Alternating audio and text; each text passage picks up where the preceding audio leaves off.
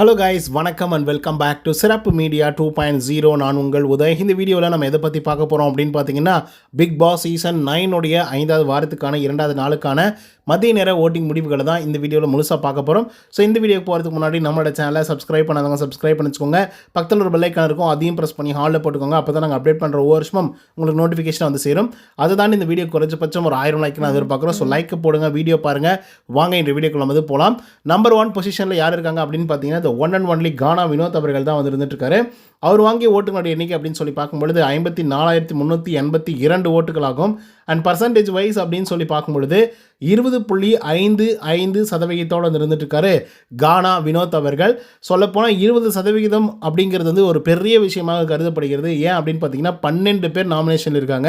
12 பேர் நாமினேஷன் இருக்கும்போது 20% வாங்குறது அப்படிங்கிறத சாதாரணமாக எடுத்துக்கொள்ள முடியாது. அது மட்டும் இல்லாமல் முதல் நாள் கூட முழுமையாக முடியல, அதுக்குள்ளே 50,000க்கும் மேலான வாக்குகள் வந்து வாங்கியிருக்காரு. 2வது பொசிஷனில் வியானா அவர்கள் வந்து இருக்காங்க. அவங்க வாங்கி ஓட்டுகளோட எண்ணிக்கை அப்படின்னு சொல்லி பார்க்கும்பொழுது 32,088 ஓட்டுகளாகும். அண்ட் பர்சன்டேஜ் வைஸ் அப்படின்னு சொல்லி பார்க்கும்பொழுது 12.13% இருந்துட்டு இருக்காங்க வியானா அவர்கள். ஸோ வியானாவை பொறுத்தவரையிலையும் ஒரு நல்ல வாக்குகள் வந்து வாங்கியிருக்காங்க அப்படின்னு வந்து சொல்லலாம். அண்ட் வினோத்துக்கும் வியானா அவர்களுக்கும் மட்டும் கிட்டத்தட்ட ஒரு 22,000 வாக்குகள் வந்து வித்தியாசம் வந்து இருக்குது. ஸோ அதனால் வியானாவால் கொஞ்சம் கஷ்டம் தான் ஃபஸ்ட்டு பொசிஷனுக்கு. மேபி வினோத் அவர்களை கீழே தள்ளிட்டு அவங்க மேலே போகிறதுக்கு. பட் எனிஹவ் இப்போதைக்கு ஒரு சேஃபர் ஜோனில் இருக்காங்க, நல்ல வாக்குகளும் வாங்கியிருக்காங்க. 3வது பொசிஷனில் கமருதீன் அவர்கள் வந்து இருக்காங்க. அவங்க வாங்கிய ஓட்டுகளோட எண்ணிக்கை அப்படின்னு சொல்லி பார்க்கும்பொழுது 29,363 ஓட்டுகளாகும். அண்ட் பர்சன்டேஜ் வைஸ் அப்படின்னு சொல்லி பார்க்கும்பொழுது 11.1% இருந்துட்டு இருக்காரு கமருதீன் அவர்கள். ஸோ கமருதீனுக்கு ஒரு நல்ல வாய்ப்பு இந்த வாரத்தில் வந்து கிடச்சிருக்கு அப்படின்னு வந்து சொல்லப்போனால் அந்த பிராங்க் அப்படின்னு சொல்லி ஒரு விஷயத்தை வந்து பண்ணாங்க இல்லையா. ஸோ அதன் காரணமாக கமருதீன் அவர்கள் வந்து இந்த பிராங்குக்கு அப்புறம் ஒட்டுமொத்தமாக வாக்குகளுடைய முடிவுகளே வந்து மாறிடுச்சு. சொல்லப்போனால் 5th பொசிஷன்லேருந்து இப்போ 3rd பொசிஷனுக்கு வந்து வந்திருக்காப்புல. அதுக்கடுத்த 4th பொசிஷனில் திவாகர் அவர்கள் வந்து இருக்கார். அவர் வாங்கிய ஓட்டுகளோட எண்ணிக்கை அப்படின்னு சொல்லி பார்க்கும்பொழுது 29,271 ஓட்டுகளாகும். அண்ட் பர்சன்டேஜ் வைஸ் அப்படின்னு சொல்லி பார்க்கும்பொழுது 11.06% இருந்துட்டு இருக்காங்க திவாகர் அவர்கள். ஸோ திவாகரை பொறுத்தவரையிலும் நல்ல வாக்குகள் வந்து வாங்கியிருக்காரு அப்படின்னு வந்து சொல்லலாம். ஃபஸ்ட்டு 2-3 வீக்ஸ் வந்து வாங்கிய அளவுக்கு வந்து வாக்குகள் இப்போ வாங்கலையோ அப்படிங்கிற மாதிரி வந்து தோணுது. ரீசன் என்ன அப்படின்னு பார்த்தீங்கன்னா, அதுக்கு மேலே சரக்கு வந்து இல்லை, ஓகேங்களா.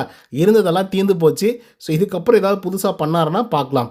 அதுக்கடுத்து வந்து பார்த்தீங்கன்னா 5வது பொசிஷனில் பார்வதி. அவங்க வாங்கிய ஓட்டுகளோட எண்ணிக்கை அப்படின்னு சொல்லி பார்க்கும்பொழுது 25,699 ஓட்டுகளாகும். அண்ட் பர்சன்டேஜ் வைஸ் அப்படின்னு சொல்லி பார்க்கும்பொழுது 9.71% இருந்துட்டு இருக்காங்க விஜே பார்வதி அவர்கள். ஸோ இவங்க ஒரு தனி ட்ராக்கில் கேம் விளையாடுவாங்க, அதில் எந்த விதமான மாற்று கருத்துமே இல்லை.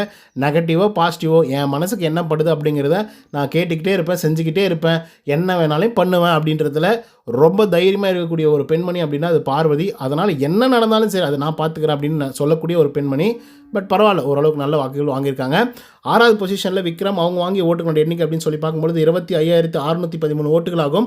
அண்ட் பர்சன்டேஜ் வைஸ் அப்படின்னு சொல்லி பார்க்கும்பொழுது 9.68% இருந்துட்டு இருக்காங்க விக்ரம் அவர்கள். ஸோ விக்ரம் வந்து ஒரு சவால் விட்டுருப்பாப்பில் சொல்லப்போனால் திவாகருக்கு. பார்க்கலாம், குத்துங்க நீங்கள், நான் வந்து நாமினேஷனில் வரேன், அப்புறம் தெரியும் நான் எவ்வளோ வாக்குகள் வாங்குறேன் அப்படின்னு சொல்லி விக்ரம்னா அப்போ தெரியும் அப்படின்ற மாதிரி சவாலெல்லாம் விட்டுருப்பாப்பில். பட் இருந்தாலும் திவாகரை விட கம்மியான வாக்குகள் தான் வாங்கியிருக்காப்புல. பட் பரவாயில்ல, டீசெண்டாக வாங்கியிருக்காரு. 7வது பொசிஷனில் சபரிநாதன் வந்திருக்காரு. அவர் வாங்கிய ஓட்டுகளோட எண்ணிக்கை அப்படின்னு சொல்லி பார்க்கும்பொழுது 23,362 ஓட்டுகளாகும். அண்ட் பர்சன்டேஜ் வைஸ் அப்படின்னு சொல்லி பார்க்கும்பொழுது 8.83% இருந்துட்டு இருக்காங்க சபரிநாதன் அவர்கள். சபரிநாதன் மேலே ஏகப்பட்ட எக்ஸ்பெக்டேஷன் எனக்கு வந்து இருந்தது. பட் அதுக்கப்புறம் காணாமல் போயிட்டாரோ அப்படிங்கிற மாதிரி வந்து தோணுது. அவருக்கு நல்ல ஒரு ஃபேமிலி செட்டான மாதிரி வந்து கனியக்கா, இந்த பக்கம் தங்கச்சி அப்படிங்கிற பேரில் வந்து ரம்யா, இந்த பக்கம் தம்பி அப்படிங்கிற பேரில் எப்ஜே. ஸோ எல்லாரும் வந்து பார்த்திங்கன்னா ஃபேமிலியாக இருக்கிறதுனால கேம் விளையாடுறதுக்கே அவருக்கு இன்ட்ரெஸ்ட் இல்லை. அதுக்கடுத்து 8வது பொசிஷனில் கெமி. அவங்க வாங்கிய ஓட்டுகளோட எண்ணிக்கை அப்படின்னு சொல்லி பார்க்கும்பொழுது கிட்டத்தட்ட 9,959 ஓட்டுகளாகும். அண்ட் பர்சன்டேஜ் வைஸ் அப்படின்னு சொல்லி பார்க்கும்பொழுது 3.76% இருந்துட்டு இருக்காங்க கெமி அவர்கள். ஸோ கெமிக்கு ஒரு நல்ல ஃபியூச்சர் இருக்குது அப்படிங்கிறதுல மாற்றுக்கிறது இல்லை. பட் இருந்தாலும் 4 வாரம் பெருசாக வந்து வெளியவே தெரியவே இல்லை. பார்வதி மட்டும் தான் அந்த ஃபஸ்ட் வீக்கில் வந்து ஒரு விஷயம் பண்ணியிருப்பாங்க, அந்த சட்டையை பிடிச்சி இழுத்தது. அதை கொஞ்சம் பேசி கெமியோட பேரை வந்து கொஞ்சம் வெளியே கொண்டு வந்தாங்க. மற்றபடிக்கு கெமி போய் வந்து பார்த்திங்க அப்படின்னா ஒளிஞ்சிட்டு இருக்காங்க. 9வது பொசிஷனில் பிரவீன் அவர்கள் வந்திருக்காங்க. அவங்க வாங்கி ஓட்டுகளோட எண்ணிக்கை அப்படின்னு சொல்லி பார்க்கும்பொழுது 9,003 ஓட்டுகளாகும். அண்ட் பர்சன்டேஜ் வைஸ் அப்படின்னு சொல்லி பார்க்கும்பொழுது கிட்டத்தட்ட 3.4% இருந்துட்டு இருக்காரு பிரவீன் ராஜ் அவர்கள். ஆக்சுவலாக காலையில் ஒரு பிராங்க் வந்து நடந்தது இல்லையா, அந்த பிராங்கின் காரணமாக கமருதீன் அவர்களுக்கும் நல்ல வாக்குகள் வந்து கிடச்சிருக்கு. அதே போல் பிரவீன் அவர்களுக்கும் நல்ல வாக்குகள் வந்து கிடச்சிருக்கு. சொல்லப்போனால் பிரவீன் அவர்கள் கடைசி பொசிஷன்லேருந்து இப்போ இந்த பொசிஷனுக்கு வந்திருக்காரு அப்படின்னா அது எவ்வளோ பெரிய விஷயம். அதுக்கடுத்த 10வது பொசிஷனில் யார் இருக்காங்க அப்படின்னு பார்த்தீங்கன்னா ரம்யா. அவங்க வாங்கிய ஓட்டுகளோட எண்ணிக்கை அப்படின்னு சொல்லி பார்க்கும்பொழுது 8779 ஓட்டுகளாகும். அண்ட் பர்சன்டேஜ் வைஸ் அப்படின்னு சொல்லி பார்க்கும்பொழுது 3.32% இருந்துட்டு இருக்காங்க ரம்யா ஜோ அவர்கள்.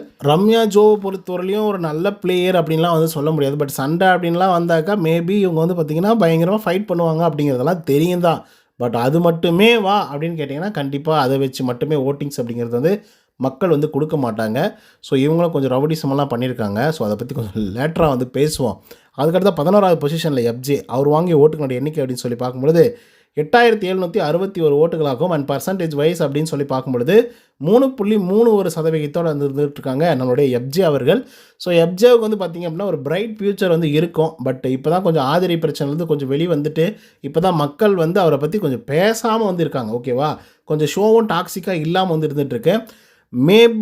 மேபி இந்த வாரம் எவிக்ட் ஆகாமல் இருந்தால் அடுத்தடுத்த வாரங்களில் கொஞ்சம் அவர் வந்து அந்த டியூனை மாற்றி கேம் ப்ளே பண்ணார்னா நல்லாயிருக்கும் அவரோட ஃபியூச்சருக்கும். பட் பார்ப்போம். 12வது பொசிஷனில் துஷார் 8339 ஓட்டுகள் வாங்கியிருக்காரு. அண்ட் பர்சன்டேஜ் வைஸ் அப்படின்னு சொல்லி பார்க்கும்பொழுது 3.15% இருந்துகிட்ருக்காரு துஷார் அவர்கள். ஸோ துஷாரை பற்றி நம்ம சொல்கிறதுக்கு எதுவுமே இல்லை, ஏன்னா அவர் எதுவுமே பண்ணதே கிடையாது. இதுக்கப்புறமாவது கொஞ்சம் கேம் ப்ளே பண்ணுவார் அப்படின்னு சொல்லி தான் எதிர்பார்க்கப்படுகிறது. ஏன்னா ஆட்டம் எப்போனாலையும் மாறும், அதுக்கேற்ற மாதிரி மக்கள் வந்து வாக்குகள் அப்படிங்கிறத வந்து செலுத்துவாங்க. ஸோ அதுக்கு சிறந்த எடுத்துக்காட்டு வந்து பார்த்திங்கன்னா காலையில் ஒரு ப்ராங்க் வந்து பண்ணாங்க. ஒரே ஒரு ப்ரோமோ தான். நிறைய பேருக்கு அது ப்ராங்க் அப்படின்னு கூட வந்து நிறைய பேருக்கு வந்து தெரியாது. ஸோ அப்படி இருக்கும்போதே கமருதீனுக்கு வந்து ஓட்டிங்ஸை போடலாம், ஓகேங்களா. அதுக்கப்புறம் வந்து பார்த்திங்கன்னா பிரவீனுக்கு ஓட்டிங்ஸை போடலாம் அப்படின்னு சொல்லி போட்டிருக்காங்களே.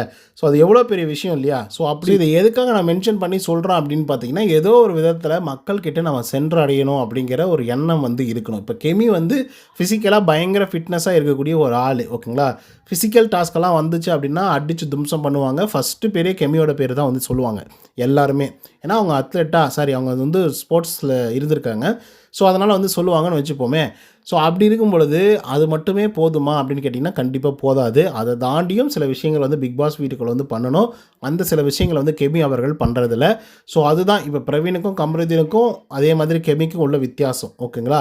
ஸோ அந்த விதத்தில் இந்த வீட்டுக்குள்ளே அவங்க டாஸ்க் கொடுத்தா நான் விளையாடுவேன், அது மற்றபடி வந்து சாப்பிடுவேன், தூங்குவேன், அவ்வளோதான் அப்படின்ற மாதிரிலாம் இருந்தால் ரொம்ப நாட்களுக்கு சர்வைவ் ஆக முடியும். பட் மக்கள்கிட்ட உங்களால் 1% கூட போய் வந்து சேர முடியாது அப்படிங்கிறது தான் உண்மையும் கூட. அதுக்கு சிறந்த எடுத்துக்காட்டை தான் நான் இப்பயும் சொல்ல கமருதீன் அண்ட் பிரவீன் அப்புறம் கெமி இவங்களை மேட்ச் பண்ணி வந்து சொன்னேன். இதிலே உங்களுக்கு வந்து புரிஞ்சிருக்கும்னு நினைக்கிறேன். ஓகே கைஸ், இந்த வாரத்தில் 12 பேர் வந்து நாமினேட் ஆகிருக்காங்க. இந்த 12 பேரில் உங்களுக்கு யாரை பிடிக்கும், யாருக்கு ஓட் பண்ணியிருக்கீங்க அப்படிங்கிறத கமெண்ட்ஸில் வந்து பதிவு பண்ணுங்கள். இந்த வீடியோ உங்களுக்கு வந்து பிடிச்சிருந்தா லைக் அண்ட் சப்ஸ்கிரைப் பண்ண மறந்துடாதீங்க. இன்னொரு தகவலும் சந்திக்கிறேன். Until then bye from Uday. நன்றி, வணக்கம்.